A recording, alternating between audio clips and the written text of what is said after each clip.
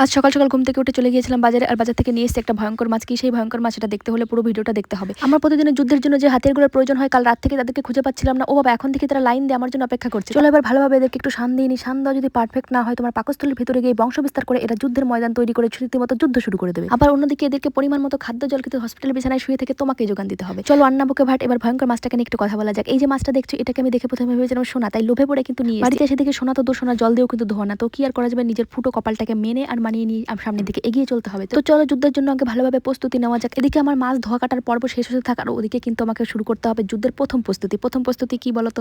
হ্যাঁ জানি, ঠিকই ধরেছো, এই যে আমার প্রথম প্রস্তুতি। এটা ছাড়া তো কোনো যুদ্ধই সম্ভব না, তাই না? তো হাড়িতে ফেলে দিয়ে এক মুঠো চাল, চলো এবার যুদ্ধের ময়দানে ছাপিয়ে পড়া যাক। আমার যুদ্ধের অস্ত্রশস্ত্রগুলো ঠিকঠাক থাকলো, ডান্ডাগুলো আমার একদম পছন্দ না। এগুলো আমার মা জোর করেই পাঠিয়ে দিয়েছে, তো কিচ্ছু করার নেই, আজকে ডান্ডা দিয়ে সবকিছু ঠান্ডা করে দেবো। আর এখন চলছে আমার এক একজন যোদ্ধার গা থেকে জামা কাপড় খুলে নেওয়ার প্রস্তুতি। আর এই প্রস্তুতি চলতে চলতে তোমরা কি কেউ একটু কমেন্ট করে বলতে পারবে যে আজকে আমি কি কি রান্না করতে যাচ্ছি, সরি মানে কি কি যুদ্ধের জন্য রেডি করতে যাচ্ছি।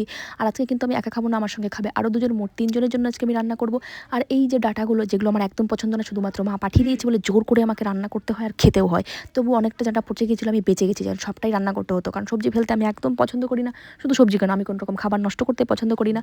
আর এই যে লাল লাল মিসাইলগুলো দেখছো, এগুলোই কিন্তু আজকে আমার সব থেকে মানে যুদ্ধের ময়দানে যারা খুব ভালোভাবে সক্রিয় হয়ে আমাকে সাহায্য করবে, তারাই কিন্তু আজকে আমার এই লাল লাল মিসাইলগুলো। আর এদিকে দেখতেই পেলে আমি কতখানি পরিমাণে তেল দিয়ে দিচ্ছি। এটা কিন্তু তোমাদের চোখের সমস্যা, আমি আগেই বলেছি আমি 1 কিলো পরিমাণে তেল দিয়েছি। জানি আমার 1 কিলো পরিমাণে তেল দেওয়ার কথাটা তোমরা শুনতে পাওনি, মিস করে গেছো। এটা কিন্তু তোমাদের কানের সমস্যা, দোষটা আমার না, দোষটা আসলে তোমাদের। আর এই প্রথমবারই কিন্তু আমি রিস্ক নিয়ে এত বড় একটা যুদ্ধে নেমেছি, দুদিকে দুটো কড়া চাপিয়ে দিয়েছি। এটা আমার অকাতের বাইরে, জীবনে কোনোদিন ভাবিও নি যে আমাকে দুদিকে দুটো কড়া চাপিয়ে রান্না সামলাতে হবে। আমি একটা রান্না সামলাতে হিমশিম খেয়ে যাই, একদিকে ভাত আর একদিকে সবজি রান্না হলে আমি বুঝতে পারি না কোনটা কি করব। সেখানে আজকে আমাকে দুটো রান্না একসঙ্গে করতে হচ্ছে। আসলে কিছু করার ছিল না, সময়টা খুবই অল্প, অল্প সময়ের মধ্যে আমাকে রান্নাটা কমপ্লিট করতে হতো।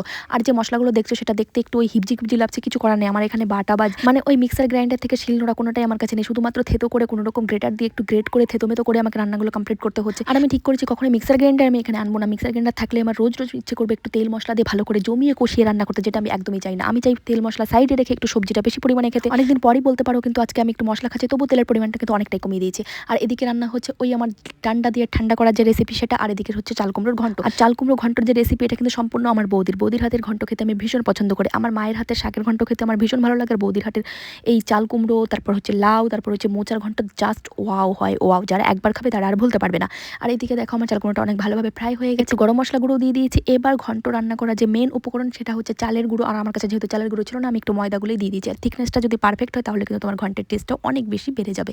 আর থিকনেস যদি একটু বেশি হয়ে যায়, মানে একটু কম হলে প্রবলেম নেই, যদি বেশি হচ্ছে সেটা কিন্তু আর মুখে তুলতে পারবে না। আর এটুকু আজকে ফুটেজ নিয়েছি, এরপরে আর নেওয়া হয়নি। তো চলো আজকের মতন টাটা। আর আমার এই রান্না বান্না কেমন লাগলো সেটাও কিন্তু জানি।